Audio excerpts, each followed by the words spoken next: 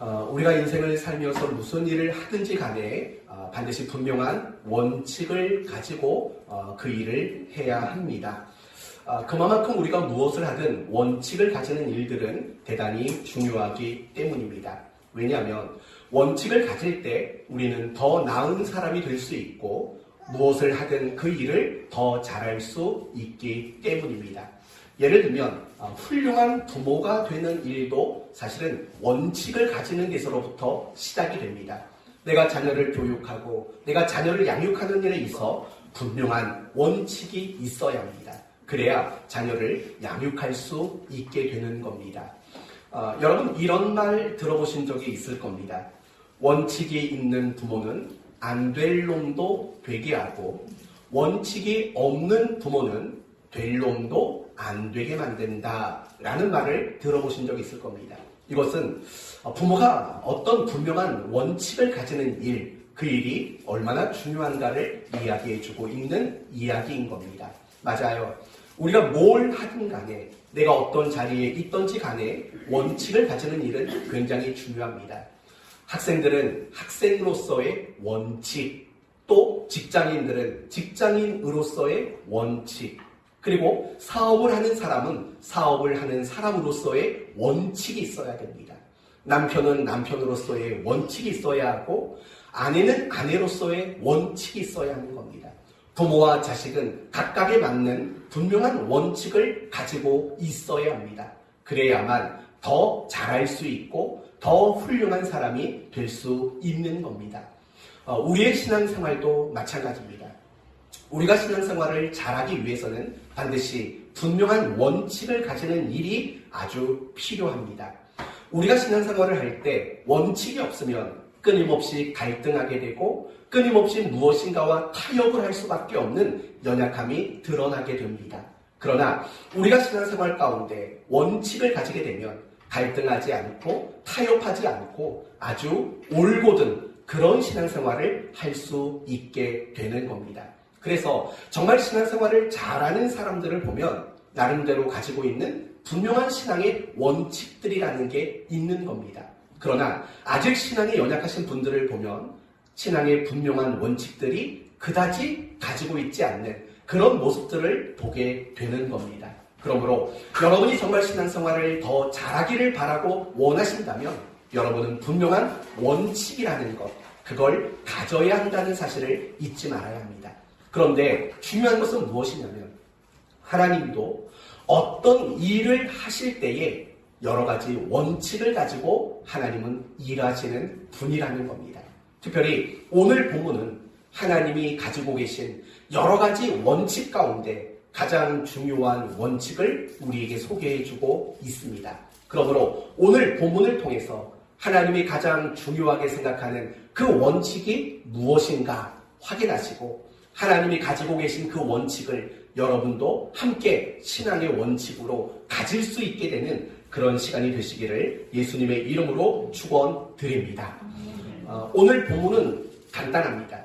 예수님이 많은 제자들 가운데서 12명을 택하시고 그들을 사도로 임명하는 내용입니다.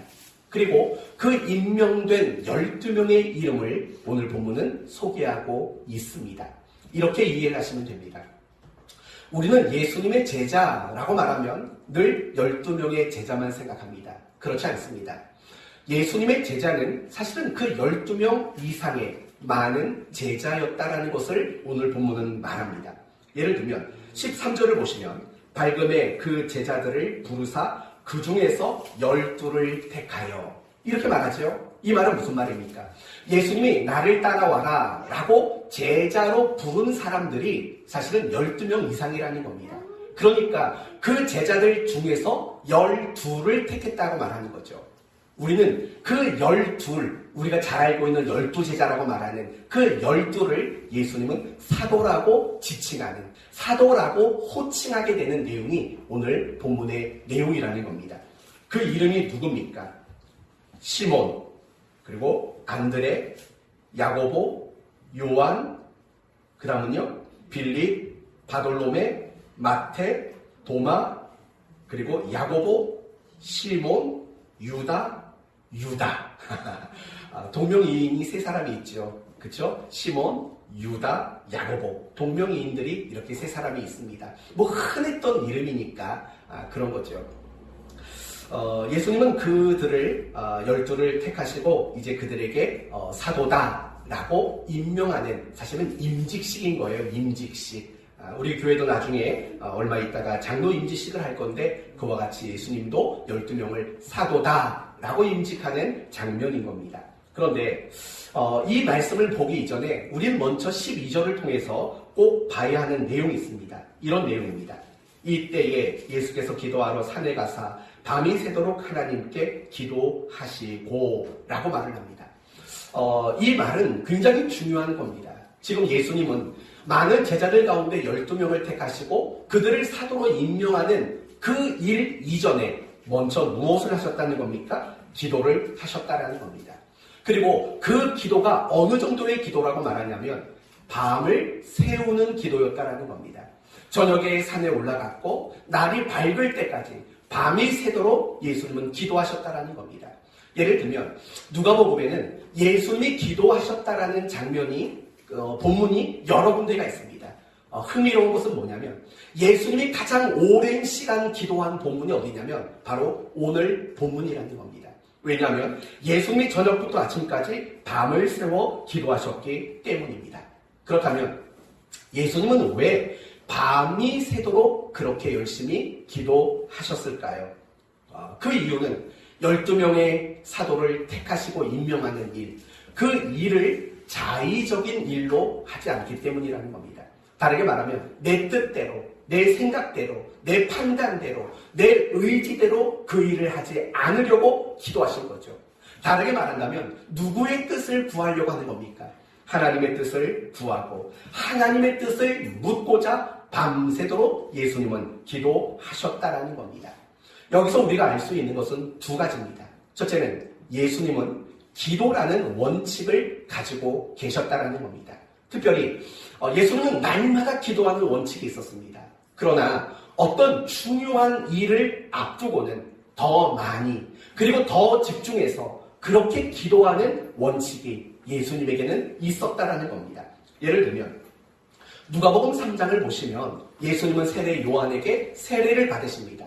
그리고 자신이 그리스도라는 사실을 드러내는 사건이 나옵니다. 그런데 흥미로운 것은 예수님이 세례를 받으심으로 자신이 그리스도라는 것을 나타내 보이기 이전에 예수님은 무엇을 하셨다고 말하냐면 기도하시고 라는 말이 등장하게 됩니다. 또 누가복음 4장을 보시면 예수님이 공생의 사역을 시작하십니다. 그런데 이 공생의 사역을 시작하기 이전에 예수님이 먼저 하신 것은 광야에서 40일을 금식하시면서 하나님께 기도하는 그 시간들을 가지고 공생애를 시작하셨다라는 겁니다. 누가복음 9장을 보시면 예수님은 제자들 3명을 데리고 변화산에 올라가십니다. 그리고 그 변화산에서 예수님은 자신의 신성을 나타내 보이십니다.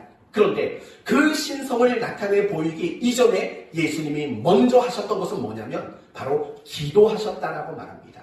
뿐만 아니라 누가복음 9장을 보시면 예수님께서는 제자들에게 이렇게 말을 합니다. 내가 죽을 것이다. 그리고 나는 다시 부활할 것이다. 그러니까 예수님의 죽음과 부활이라는 그 되어질 일들, 그것을 가르칠 때 그 이전에도 예수님은 먼저 기도하셨다라고 그렇게 말씀을 합니다.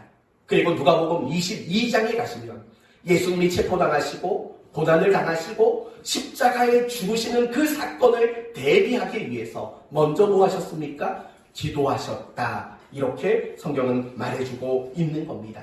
이처럼 여러분, 오늘 본문도 마찬가지인 거예요. 지금 오늘 본문을 보면 12명의 제자를 택하시고 그들을 사도로 임명하고 있습니다. 그들은 누구입니까? 12지파에 상응하는 하나님 나라 백성을 새롭게 세우시기 위한 일꾼들입니다. 그리고 이 땅에 교회를 세우시기 위한 일꾼들입니다. 그들을 임명하기 이전에, 아니 그들을 먼저 선택하고 그리고 선택된 그들을 임명하기 이전에 예수님은 먼저 기도하셨다는 겁니다. 이처럼 예수님은 정말 날마다 기도한 원칙과 더불어 어떤 중요한 일, 어떤 중요한 결정을 앞두고도 예수님은 더 집중해서 기도하는 이런 원칙을 예수님은 가지고 계셨다는 겁니다. 두 번째 알 수 있는 것은 예수님의 그 기도의 원칙 속에는 하나님의 뜻을 구하고 따르겠다라는 원칙이 또한 담겨져 있다는 겁니다. 성도 여러분, 오늘 본문을 보면 12명을 선택하셨습니다. 그리고 그들을 사도라고 임명하셨습니다. 여러분, 이 과정이 사실은 하나님의 뜻을 묻고 따르는 모습이라는 걸 우리는 알아야 합니다. 그걸 어떻게 알 수 있습니까? 그 이유는 그것은 이 기록된 12명의 명단을 보면 알 수 있는 겁니다. 여러분, 이 12명의 이름은 다 어떤 것을 우리에게 보여줍니까? 평범한 사람이라는 거예요. 너무 평범한 사람이에요. 그리고 어떤 사람들은 문제가 있어 보이는 사람들이라는 거예요. 그렇죠? 너무 평범하잖아요. 예를 들면 베드로, 안드레, 야고보, 요한, 어쩌면 빌립까지 추정합니다. 어부잖아요. 그리고 마태는 누굽니까? 세리였어요. 당시 사람들 사이에 저 사람은 죄인이야, 매국노야 라고 여겨졌던 인물이었다고요. 또 셀롯인 시몬은 누구예요? 열심당원이에요. 열심당원. 여러분, 열심당원이라는 말은 열렬한 민족주의자라는 거예요. 나쁘게 말하면 유대 민족을 위해서라면 폭력도 마다하지 않는, 좀 더 나쁘게 말한다면 굉장한 깡패 출신이라고 말할 수 있는 거예요. 그게 바로 셀롯이라고 부르는 시몬인 거예요. 그리고 여러분 잘 아시는 가룟 유다는 어떤 사람입니까? 예수님을 팔아버린 인물이 가룟 유다입니다. 그리고 더 나아가서 12명 모두가 어떤 사람이냐면 예수님을 모른다고 부인하고 도망친 사람들이에요.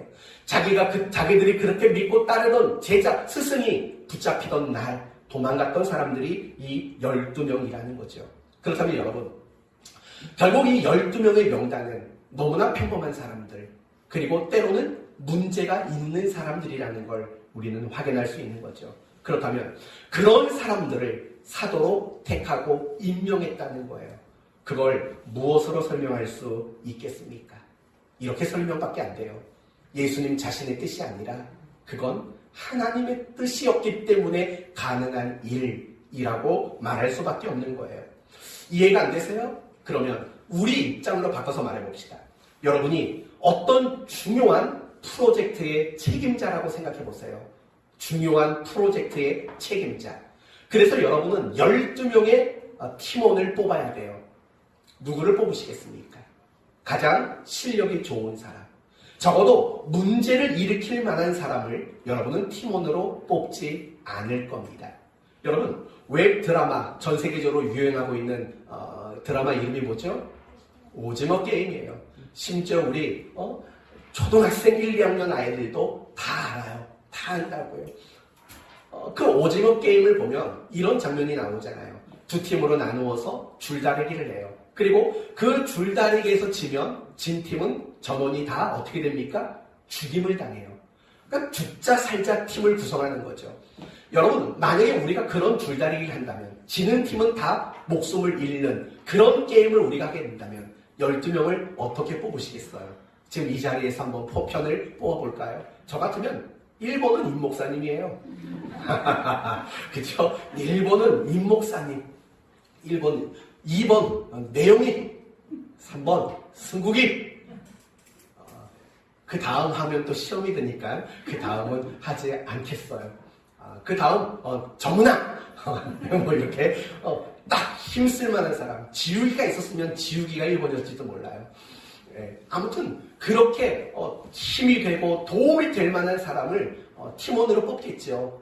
그렇죠? 병약한 사람, 힘 못 쓰는 사람, 누가 그런 사람을 목숨 걸린 줄다리기 게임의 팀원으로 뽑겠냐고요.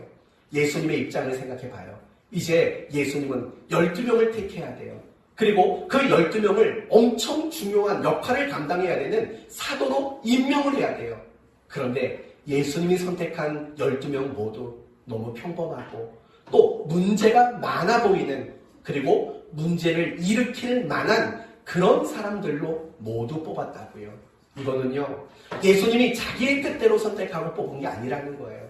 예수님은 철저히 하나님의 뜻이 무엇인지 묻고 또 물어가면서 이 12명을 선택했다라는 거예요. 그러니까 결국 이런 예수님의 모습, 12제자를 선택하시고 그들을 사도로 임명하시는 예수님의 이 모습을 보면 우리는 두 가지 원칙을 발견하게 되는 거예요. 하나는 항상 또는 먼저 기도를 했다라는 원칙.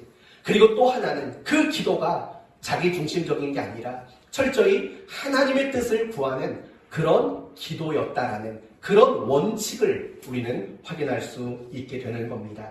이제 우리 자신도 한번 점검해 봅시다. 여러분은 매일매일 기도하는 원칙을 가지고 계십니까?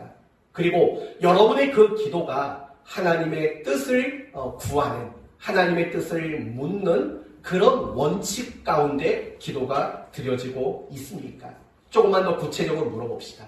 여러분은 어떤 중요한 일을 앞두고 또는 어떤 중요한 선택을 앞두고 여러분은 정말 하나님 앞에 기도하는 그런 원칙을 가지고 계십니까?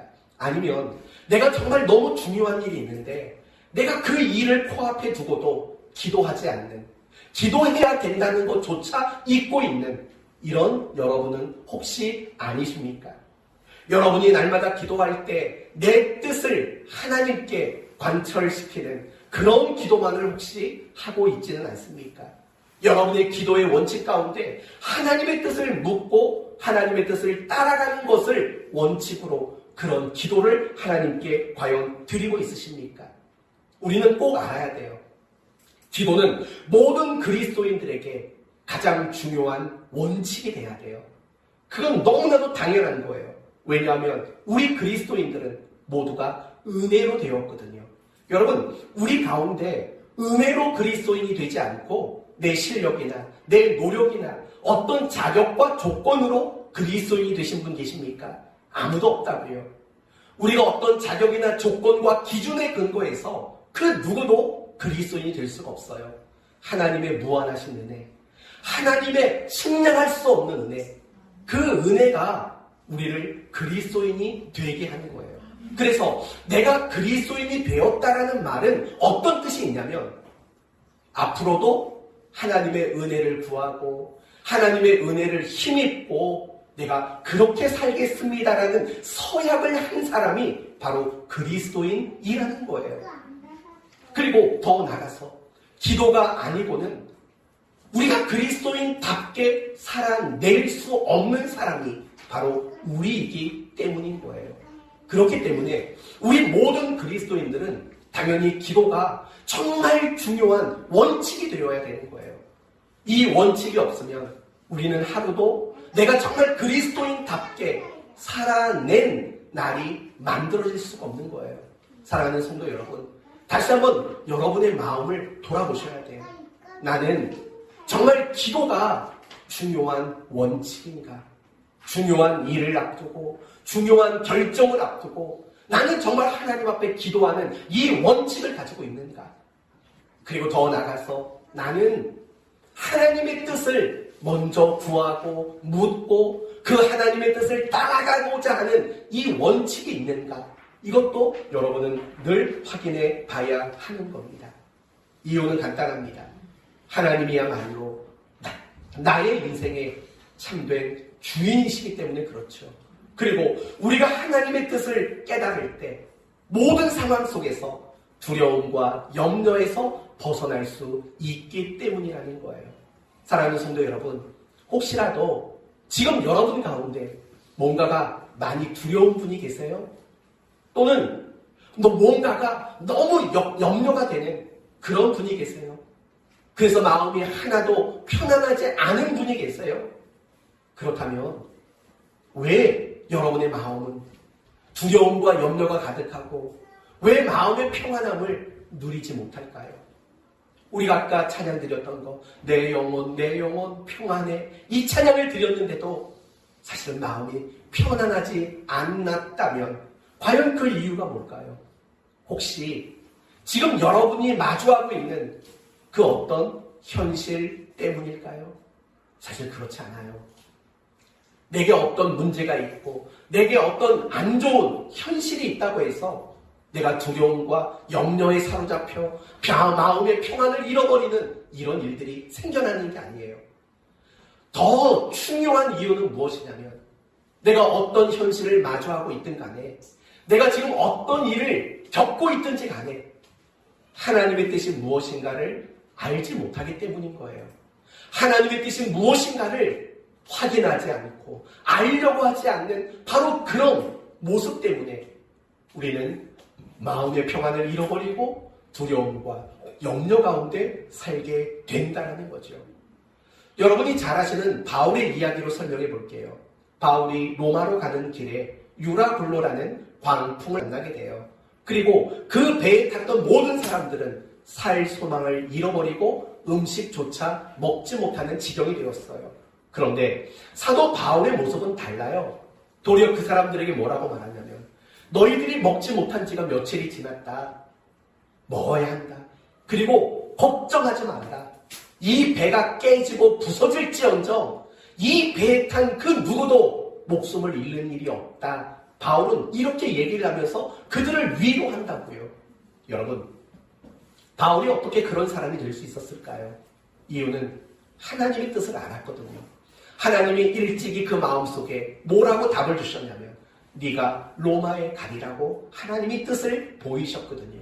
그리고 그 풍랑을 만났을 때도 하나님이 나타나셔서 뭐라고 말씀하시냐면 걱정 마라. 배는 상할지언정 이곳 이 안에 있는 생명은 누구도 상하지 않을 거라고 하나님의 분명한 뜻을 알려주셨기 때문이라는 거예요. 맞아요.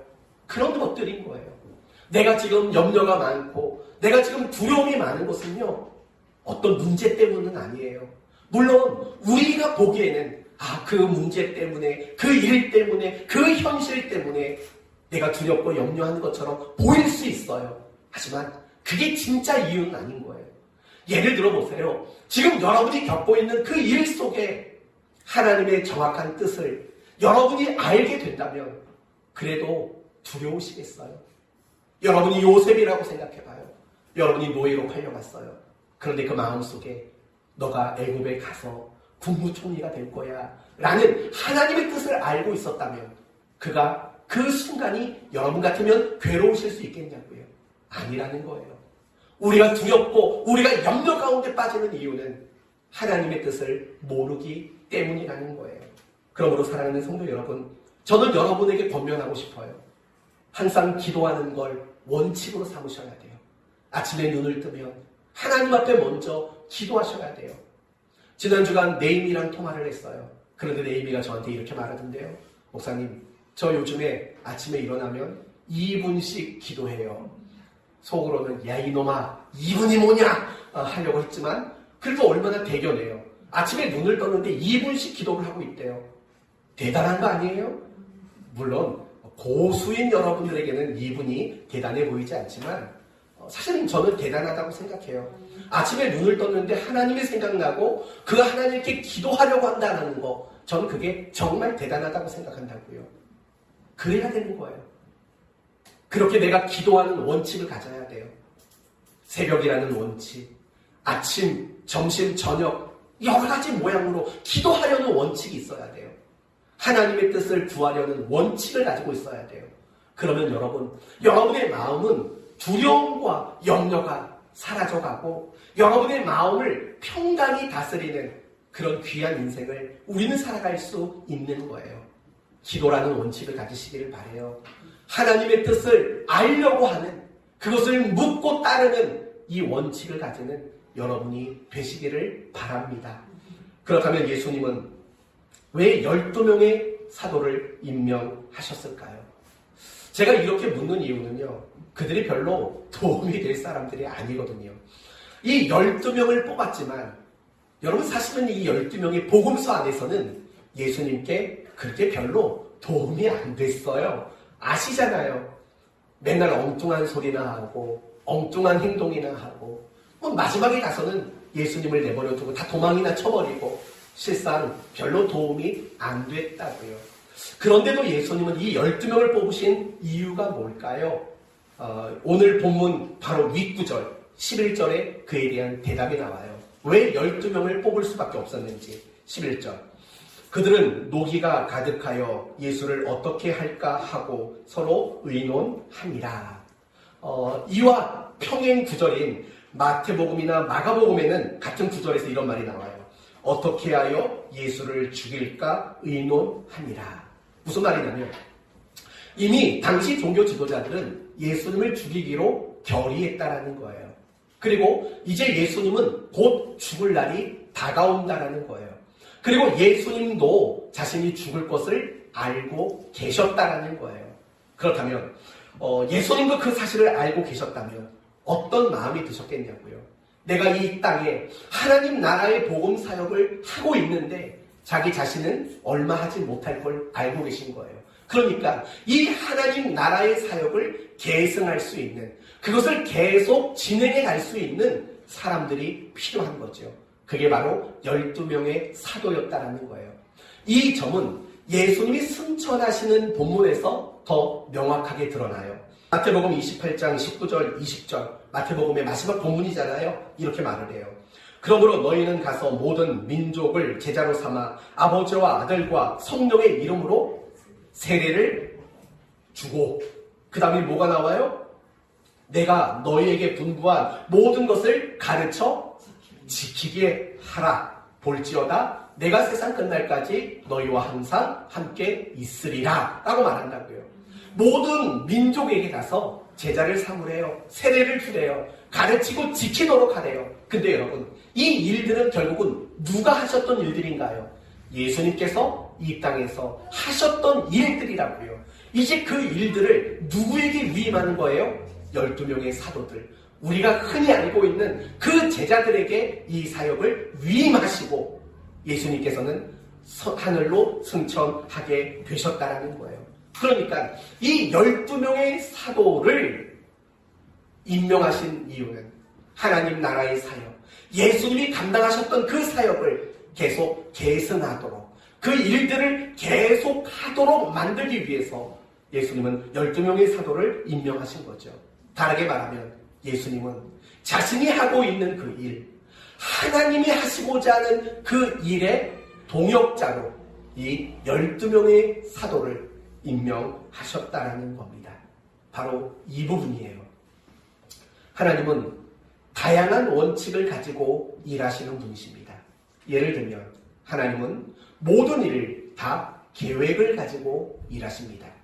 하나님은 결코 즉흥적으로 또는 감정적으로 하나님은 그렇게 일하지 않아요. 모든 걸 다 계획을 가지고 일하시는 거죠. 이것 역시도 창세기 1장의 이야기를 보면 하나님이 세상을 창조하셨던 1일, 2일, 3일, 4일, 5일, 6일 이 창조의 순서를 보아도 하나님은 즉흥적이질 않아요. 생각이 나는 대로 만들지 않으셨어요. 철저한 계획을 가지고 하나님은 천지를 창조하셨어요. 뿐만 아니라 하나님은 모든 일들을 계획을 가지고 하셨어요. 그게 창세기 3장 15절에 또 반복돼서 나와요. 여자의 후손은 뱀의 후손과 원수가 되고, 뱀의 후손은 여자의 후손의 뒤꿈치를 상하게 하고, 여자의 후손은 뱀의 후손의 머리를 밟을 것이다. 여러분, 이건 뭐예요? 다 계획이잖아요. 그래서 그 창세기 3장 15절이 갈라디아서 4장에 가면 어떻게 되냐면, 때가 참에 여자에게서 아들을 낳게 하시니, 창세기 3장 15절의 성취 사건으로 예수님의 이야기를 갈라디아서 4장에서는 언급하고 있는 거예요. 이렇듯이 하나님은 무엇을 하든지 간에 계획이 있는 거예요. 그러니까 여러분, 이런 오해를 하지 마세요. 하나님 실수하고 있는 거 아닌가? 하나님이 뭐 잘못하고 계신 거 아닌가? 왜 이런 일이 일어나? 이런 생각을 하지 마세요. 왜냐하면 하나님은 분명한 계획을 가지고 일하시기 때문에 그래요. 그리고 중요한 것은 하나님이 어떤 계획하신 바이든지 간에 그 계획을 이루시는 방법은 항상 선한 방법을 쓰셔요. 하나님은 악한 방법을 쓰지 않아요. 나쁜 방법을 쓰지 않는다고요. 하나님은 모든 계획을 선한 방법으로 이루어 가신다고요. 그리고 중요한 것은 그 선한 방법 중에는 바로 우리가 담겨져 있다는 거예요. 다시 말하면 하나님은 어떤 일을 하든지 간에 적어도 사람과 관련된 일을 하실 때에는 반드시 사람을 통해서, 사람을 동역자 삼아서 하나님은 일하시는 원칙을 가지고 있다는 거예요. 좀 극단적으로 표현하면 이렇게까지 말할 수 있어요. 하나님은 사람이 일하지 않으면 하나님도 일하지 않으시는 원칙을 가지고 있다는 거예요. 여러분, 창세기 1장을 보시면 천지를 창조하시고 하나님이 인간에게 무엇을 맡기시냐면 이렇게 말씀하셔요. 너희가 생육하고 번성하고 땅에 충만하고 땅을 정복하고 땅을 다스리라고 말해요. 여러분, 정복하는 것, 다스리는 이 통치는 사실은 누가 하는 일인가요? 하나님이 하시는 일이에요. 왜냐하면 하나님은 절대 통치권자이시기 때문에 그래요. 그런데 그분이 인간을 만드시고 그 인간에게 뭐라고 말하냐면 다스리라고 말해요.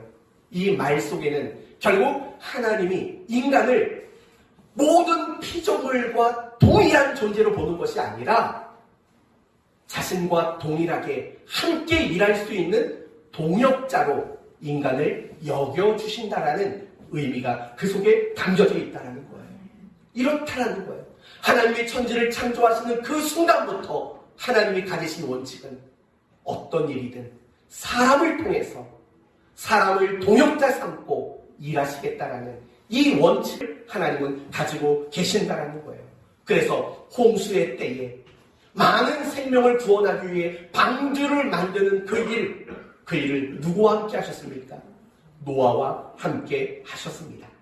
이스라엘 백성들이 애굽 땅에서 노예로 고통당할 때 그들을 해방시키는 일을 누구를 통해 하셨습니까? 모세와 아론을 통해서 그 일을 하셨습니다. 또 가나안 땅을 선물로 주실 때 하나님은 누구를 통해 하셨습니까? 여호수아를 통해서 하셨습니다. 그 땅에 정착한 이스라엘 백성들이 뭔가를 잘못했을 때 그들을 꾸중하고 그들을 책망하고 그들을 가르치는 일은 누구를 통해 하셨습니까? 많은 사사들과 많은 선지자들을 통해서 그 일을 하셨습니다. 그런데도 그들은 끝까지 말을 들어먹지 않았습니다. 그래서 그들을 꾸중하고 그들에게 벌을 내리신 일은 누구를 통해 하셨습니까? 이방의 강대국들을 통해서 그 일을 하셨습니다. 그들이 회개하고 돌이키자 그들을 다시 이스라엘 땅으로 돌아오게 만드는 일들 속에서도 사실은 하나님은 많은 이방인들을 통해서 이방 나라의 왕들을 통해서 그 모든 일들을 하셨다라는 겁니다. 사랑하는 성도 여러분, 예수님이 이 땅에 태어나셨고 태어나시는 과정 속에서도 사실은 마리아를 통해서 일을 하셨다는 것 아시잖아요. 예수님이 그리스도라는 것을 드러내기 위해서 세례 요한을 보내셨다는 것도 알고 계시잖아요. 이스라엘 땅과 이방 땅에 교회를 세우는 일도 역시 많은 사도들을 통해서 그 일을 하셨다는 것 여러분 알고 계시잖아요. 이렇듯이 하나님은요 원칙을 가지고 계세요. 반드시 사람을 통해서 일하세요. 여러분이 꼼짝하지 않으면 하나님도 아무 일을 하실 수가 없게 되는 거예요. 왜요? 못해서가 아니에요. 하나님이 원칙을 가지고 계시기 때문이라는 거예요. 이런 하나님의 원칙은 우리 주변에서도 우리의 일상에서도 얼마든지 확인이 돼요. 예를 들어 봅시다. 우리는 하나님께 기도를 합니다. 그리고 하나님이 기도에 응답해 주십니다. 여러분 기도 응답 받아보신 적 많으시지요? 그러면 생각해봐요. 그 기도 응답을 과연 누가 가져다 줬나를 보세요. 누가 가져다 줬을까요? 하나님이 천사 나풀이요? 아무튼 천사를 통해서 여러분에게 응답을 가져다 주셨나요? 아니요. 대부분은 어떻게 응답하셨냐면 어떤 사람을 통해서 응답했다고요. 옛날에 그런 간증 많이 들었잖아요. 먹고 살기 힘들었을 때 하나님 이제 먹을 양식이 없습니다. 먹을 것 좀 주십시오. 기도했더니 그 다음날 새벽에 새벽 예배 가려고 문을 열어보니까 누가 쌀가마 하나 갖다 놨더라. 뭐 이런 얘기 많이 들어보셨잖아요. 그쵸? 안 들어보셨어요? 저 가끔씩 해봐요. 가끔씩 해요. 오늘은 뭐가 먹고 싶은데 하면 정말 그런 경험이 있어요. 그래서 그 다음에는 안 하려고 노력을 해요. 우리 성도들에게 부담을 줄까봐. 네, 아무튼 그래요. 그런 거예요. 우리가 응답받은 것들을 대부분 살펴보면은요, 대부분 사람들이 그 일들을 해줘요. 그렇잖아요. 그런 것들이에요. 그게 하나님의 원칙이에요. 전도도 생각해봐요. 하나님이 여러분의 뒤에 옷깃을 잡고 들어다가 여기 앉혀놓으신 분 계세요? 없다고요. 어떤 사람이 슬쩍 다가오더니 교회 다니세요? 예수 믿으셔야 돼요. 예수 믿으면 행복해요. 뭐 이런 식의 말을 듣고 여러분은 교회 왔다고요. 그렇잖아요. 우리 중에 어떤 사람과의 만남이 없이 교회 다닌 사람은 없어요. 그렇잖아요. 누군가에 의해서 부인을 만났는데 부인이 예수를 믿는 사람이에요. 그래서 부인 때문에 교회를 다니게 된 경우도 있고, 반대로 나 예수 안 믿는데 남편이 예수를 믿어서 교회를 다니게 된 경우도 있다고요. 태어나 봤더니 엄마 아빠가 교회 집사님이에요. 그러니까 교회를 다니게 되는 경우도 있다고요. 전도의 경우도 생각해보면 다 그런 거예요. 누군가를 통해서예요. 그렇죠? 그 이 말은 뒤집어서 말하면 그거예요. 여러분이 누군가의 기도에 관심이 없으면 그 사람은 기도 응답을 받을 길이 없는 거예요. 여러분이 어떤 사람을 전도하려는 마음이 없으면 그 사람은 전도받을 길이 없는 거예요. 이게 굉장히 중요한 원칙이라는 거예요. 여러분이 마음이 힘들고 지칠 때 누구에게 위로를 받으세요? 당연히 하나님께 위로받지요. 그러나 누군가가 다가와서 내 손을 꼭 잡아주면서 힘내세요라는 말 한마디에 우리는 얼마나 많은 위로를 받게 되는지 몰라요.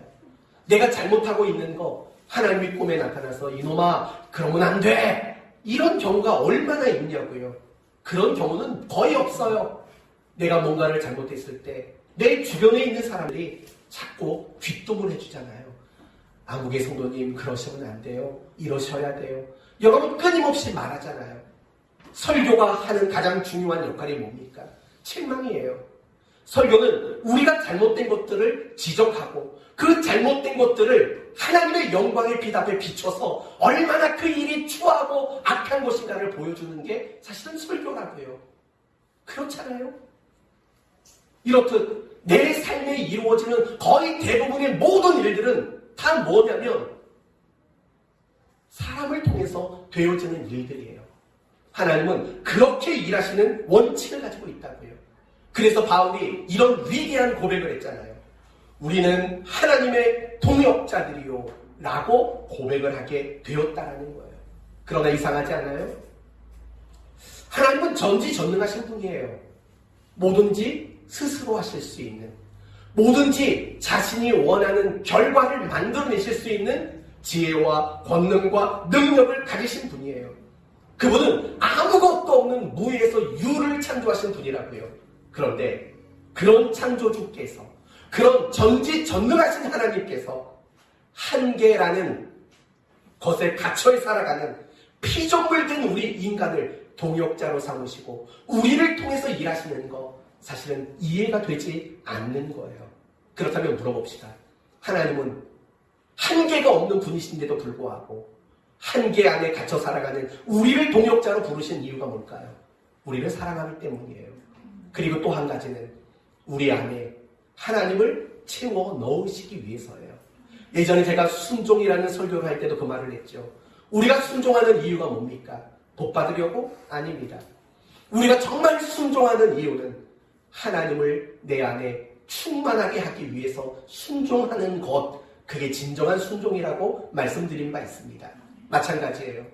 한계 안에 갇혀서 늘 실수하고 뭔가 잘못할 수밖에 없는 우리인데도 불구하고 우리를 동역자로 불러주신 것은, 동역자로 함께 일하시는 것은 그 하나님을 내 안에 충만히 채우시기 위한 그 의도가 담겨 있는 거예요. 사랑하니까 하나님을 우리 안에 채우시기 위해서 우리와 함께 일하는 거죠. 그래서 여러분, 교회 안에서 일 잘하시는 어떤 리더와 초보자가 함께 일을 하다 보면 어떤 일이 일어나요? 그 사람이 가지고 있는 일하는 방법과 능력을 고스란히 배우게 되는 거예요. 마찬가지예요. 우리가 하나님의 그 사역에 동역자가 되어서 그 일을 하게 되면 결국은 어떤 일이 일어나냐면 하나님은 어떤 마음을 가지고 일하는지, 하나님은 어떤 방법으로 일하는지, 하나님은 무엇을 목적으로 일하시는지, 하나님은 그 일을 왜 하시는지, 이런 것들을 우리는 배우게 되어 있는 거예요.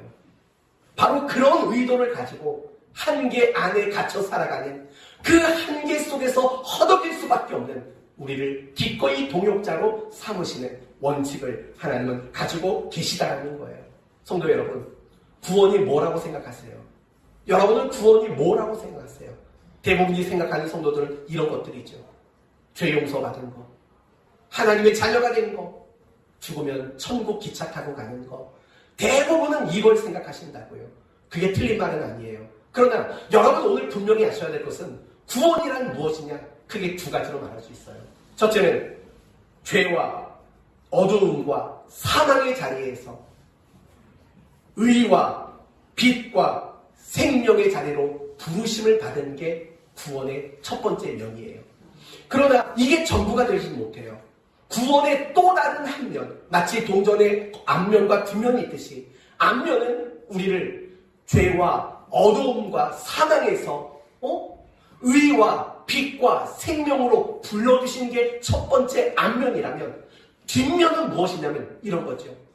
하나님이 계획하시고 하나님이 목적하신 그 일을 위해 세상으로 보냄을 받은 것, 그게 바로 구원이에요. 그러니까 이 구원이 무엇이냐고 말할 때는 두 가지가 꼭 기억돼야 돼요. 하나는 우리를 불러주셨다. 그리고 또 하나는 불러주신 우리를 세상으로 보내셨다. 왜 보내요? 하나님이 계획하시고 하나님이 목적하신 그 일을 위해 일하도록 우리를 보내셨다. 부르심과 보내심. 이 두 가지 개념을 이해할 때 우리는 비로소 구원이 뭔가를 이해할 수 있게 된다는 거예요. 오늘 본문의 사도들의 모습을 보면 이게 정확히 맞아떨어져요. 예수님은 이 사도들을 어디에서 불렀다고요? 많은 제자들 가운데 12를 택했다고 말해요. 이 제자들은 누구예요? 나를 따라오너라. 부름받은 자들이 제자라고요. 그런데 이 사도라는 개념은 헬라어로 아포스톨로스예요. 무슨 뜻이 있을까요? 보냄을 받다는 뜻이에요. 그러니까 이 많은 제자들을 불렀어요. 그런데 그 중에 12명을 택하고 이들은 어떻게 해요? 세상으로 보냈다고요. 제자, 사도라는 단어 자체가 우리가 가지고 있는 구원의 개념을 굉장히 명확하게 설명하는 단어라고요. 구원은 우리를 불러내신 거예요. 죄와 사망과 어둠의 자리에서 우리를 불러내셨어요. 그리고 또다시 죄와 사망과 어둠 가운데 있는 사람들을 향해서 우리를 보내시는 거예요. 그게 성경이 말하는 구원이라는 거라고요. 사랑하는 성도 여러분, 그러나 너무나 많은 그리스도인들은 구원의 단면만 알아요. 아, 우리를 불러주셨구나. 나는 죽어도 안심이야. 나는 죽는 거 하나도 겁 안 나. 늘 여기만 머물러 있다고요. 아니에요. 진짜 구원이란 여러분이 하나님의 동역자가 돼서 하나님이 세상을 향해 계획하고 목적하신 그 바를 이루기 위해 세상으로 보냄받은 자가 바로 진정한 의미의 구원이라고요. 중요한 한 가지를 더 언급할게요. 여러분은 구원받은 것 때문에 기쁨이 드세요? 구원의 감격이 있는지 생각해봐요. 와, 내가 구원받은 사람이야 라는 이런 감격이 있는가를 생각해보라고요. 왜 없는 줄 아세요? 구원을 반쪽밖에 모르니까 모르는 거예요. 없는 거예요. 구원의 반쪽밖에는 채워져 있지 않으니까 이게 어떻게 감격이 있냐고요. 아, 나를 불러주셨네. 이거밖에 모르기 때문에, 이것만 알고 살기 때문에 가끔씩 사람들이 물어보죠. 당신은 구원의 감격이 있습니까? 그럼 우리는 맨날 죄 없는 뒤통수만 긁어댄다고요. 구원의 감격과 구원의 기쁨이 없어요. 흥분이 없다고요. 그 모든 이유는요, 구원의 한 면만 보고 살기 때문에 그래요. 죽으면 천국 가요. 이것만 보고 살기 때문이라는 거예요. 아니에요. 구원이란 죽어서 천국 가는 자리로 불러준 것만 구원이 아니라 하나님은 우리를 동역자로 삼으셔서 우리를 세상으로 보내주시는 사건이 구원이라는 사실을 우리는 잊지 말아야 돼요. 감사와 감격인 거예요. 왜 감사해요? 나 같은 인간을 불러주셨으니까 감사하고. 왜 감격이에요? 하나님의 동역자로 우리를 보내시는 그 모습은 우리에게 감격일 수밖에 없는 거예요. 저는 여러분이 구원이 무엇인가를 바르게 알고 날마다 구원의 감사와 날마다 구원의 감격이 여러분에게 넘쳐나기를 바라요. 그러기 위해서는 반드시 하나님이 가지고 계신 사람을 통해 일하신다라는 그 원칙을 여러분은 가지셔야 돼요. 한 주간을 돌아보세요. 여러분의 의식 속에 나는 하나님의 동역자다. 이 의식을 가지고 한 주간 사셨습니까? 이 한 주간 하나님의 동역자가 되셨습니까? 이 한 주간 하나님과 함께 뭘 했습니까? 혹시라도 아무런 대답이 나오지 않는다면 여러분은 부끄러운 구원받은 사람으로 살고 있는 겁니다. 혹시 이렇게 말씀하시겠습니까? 목사님, 제가 얼마나 바쁜데요. 제 스케줄 좀 보시겠어요? 이렇게 말씀하시겠습니까? 그러면 오랜만에 한번 같이 해봅시다. 바쁜 그리스도인은 나쁜 그리스도인. 시작. 바쁜 그리스도인은 나쁜 그리스도인. 맞아요. 하나님의 동역자가 될 시간이 없을 정도로 바쁘시다고요. 굉장히 나쁜 그리스도인으로 살아가고 있는 거예요. 하나님은 여러분과 함께 일하기를 원하셔요. 하나님은 여러분을 쓰시기를 원하세요. 그런 소원을 가져보세요. 잘 낳고 못 낳고 중요하지 않아요. 예수님의 그 12명의 명단을 봐요. 그건 더 이상 핑계가 되질 않아요. 소원이 필요해야 돼요. 하나님, 저를 좀 써주십시오. 하나님, 저요 하는 그거 있잖아요. 하나님이 이 일을 해야 되는데 누가 할까? 그러면 저요 해야 되는데 요즘 성도들은 그런다죠. 하나님이 이 일 누가 하면 좋을까? 그러면 제요! 뭐 그런다면서요. 그런 거 하지 말고 항상 내가 하나님께 쓰임받기를 소원하는 그 마음을 품는 여러분이 되셨으면 좋겠습니다. 끝으로 간단히 한 가지만 말씀을 드리고 마칠게요. 내가 하나님의 동역자로 살기 위해 필요한 것은 뭘까요? 많은 걸 말할 수 있어요. 근데 오늘은 딱 하나만 얘기할게요. 여러분이 포기할 것을 포기할 수 있어야 돼요. 전 이게 가장 중요하다고 생각해요. 12제자의 공통점이 뭔지 아세요? 12사도의 공통점. 뭔가를 포기한 사람이에요. 어떤 사람은 배를 포기했어요. 어떤 사람은 그물을 포기했어요. 어떤 사람은 집을 포기했어요. 어떤 사람은 자기가 가지고 있는 모든 미래와 미래의 계획들을 포기했어요. 이 포기가 없이는 그들은 제자가 될 수 없었고 사도가 될 수 없었을 거예요. 그리고 하나님의 동역자로 살아갔던 많은 사람들의 공통점도 역시 포기할 걸 포기했다는 거예요. 믿음의 백성을 만들기 위해 아브라함을 하나님이 불렀어요. 그리고 아브라함이 하나님을 따라가기 위해 한 일이 뭐예요? 아비, 본토, 친척집을 포기하는 일을 했다고요. 하나님은 이스라엘 백성들을 구원하기 위해서 모세를 불렀어요. 그 모세가 그 부르심을 받고 보내심을 받는 일에 나아가기 위해서 해야 했던 일들은 편안한 노년을 포기했어요. 그걸 포기하지 않았다면, 그들이 포기할 것을 포기하지 않았다면 그들은 절대로 하나님의 동역자가 될 수 없었을 거예요. 그래서 예수님은 이렇게 말씀하셨죠. 아무든지 나를 따라오려거든 자기를 부인하고 라고 말해요. 자기를 부인한다라는 말은 포기할 것을 포기할 수 있는 것을 말하고 있는 거예요. 사랑하는 성도 여러분, 우리가 하나님의 동역자로 살아가지 못하는 이유가 뭘까요? 우리의 신앙이 성장하지 않는 이유는 뭘까요? 움켜잡기 때문이에요. 포기해야만 하는데 그걸 포기하지 않기 때문이에요. 우리가 포기하지 못하기 때문에 하지 못하는 신앙생활들이 얼마나 많은 줄 아세요?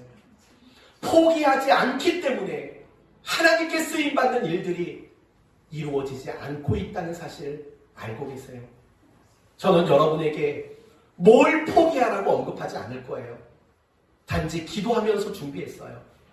하나님이 여러분의 마음을 간섭해 주시기를, 하나님이 여러분의 마음에 감동을 주시기를, 그래서 여러분이 지금까지 포기하지 못했던 그걸 포기할 수 있는 마음을 주시기를 그렇게 기도하며 준비했습니다. 사랑하는 성도 여러분, 다시 한번 권면합니다. 포기할 걸 포기할 수 있어야 돼요. 그거 하지 않으면 여러분은 절대로 하나님 앞에 동역자로 살지 못해요. 단지 내 기쁨은 있을 수 있고 단지 내 만족은 있을 수 있어요. 그러나 포기하지 못하면 절대로 하나님의 동역자로 살지 못해요. 이 사실 기억하셔야 돼요. 그리고 많이 고민하셨으면 좋겠어요. 하나님, 정말 제가 포기해야 될 게 뭘까요? 그걸 여러분은 기도하고 찾아내셔야 돼요. 포기할 것을 찾아내고 포기하게 될 때 여러분은 하나님의 귀한 동역자가 될 수 있을 거예요. 그렇다면 왜 포기하지 못할까요? 이유는 간단해요. 가치 평가가 잘못됐어요. 여러분, 예수님의 제자들이 집과 배와 그물과 모든 걸 포기할 수 있었던 이유가 뭘까요? 바보기 때문일까요? 아니죠. 예수님을 따라가는 게 배를 가지고 그물을 가지는 것보다 가치 있는 일이라고 여겼기 때문이죠. 인간은 그렇게 대단한 존재가 아니에요. 모든 인간은 다 계산이 많은 게 인간의 모습이고 한계예요. 제자들이라고 그런 계산이 없었을까요? 그러나 그들은 아무리 계산을 해도 내가 배를 가지고 그물을 가지고 있는 것보다 그걸 포기하고 예수님을 따라가는 게 가치 있다고 여긴 거죠. 우리가 포기하지 못하는 이유가 뭘까요? 그것은 그걸 포기하면서까지 하나님의 동역자가 되는 거, 그럴 가치 없다고 생각하는 거예요. 내가 하나님께 쓰임받고 내가 하나님의 일을 하고 내가 하나님의 동역자가 되어 살아가는 걸 포기하지 못하는 것보다 가치를 이하로 두기 때문인 거죠. 여러분이 조금만 더 지혜로우셔서 여러분이 가지고 있는 그 가치 판단을 다시 재점검하고 가치를 재평가할 수 있기를 바랍니다. 그래야만 포기할 수 있는 것을 포기하는 여러분이 되게 될 줄로 믿습니다. 포기하는 거, 그게 믿음이에요. 포기하는 거, 그게 신앙이라고요. 이제 말씀을 마칠게요. 우리는 의와 빛과 생명의 자리로 부르심을 받은 자들이에요. 그리고 그걸 가지고 하나님의 계획과 하나님의 목적을 위해 세상으로 보냄받은 하나님의 동역자들이에요. 하나님의 동역자가 된 이것이 바로 구원의 완성인 거예요. 그러므로 우리 모두는 날마다 기도하는 원칙, 날마다 하나님의 뜻을 구하고 따르는 원칙, 무엇보다 하나님의 동역자가 되겠다라는 이 원칙을 가지고 살아가야 해요. 저는 우리 교회가 성도들 모두가 남은 인생 하나님께 쓰임받는 이 시대의 사도가 되기를 예수님의 이름으로 축원드립니다. 아멘. 기도합시다. 하나님 감사합니다. 오늘 말씀을 통해서 하나님의 원칙이 무엇인지, 우리가 가져야 하는 원칙이 무엇인지 확인하게 하셔서 감사합니다. 기도하는 원칙 갖기를 원합니다. 하나님의 뜻을 구하는 원칙 갖기를 원합니다. 하나님의 동역자가 되는 원칙을 갖기를 원합니다. 그래서 우리 모두가 이 시대의 사도로 쓰임받는 우리가 되도록 도와주옵소서. 예수님의 이름으로 기도 올리옵나이다.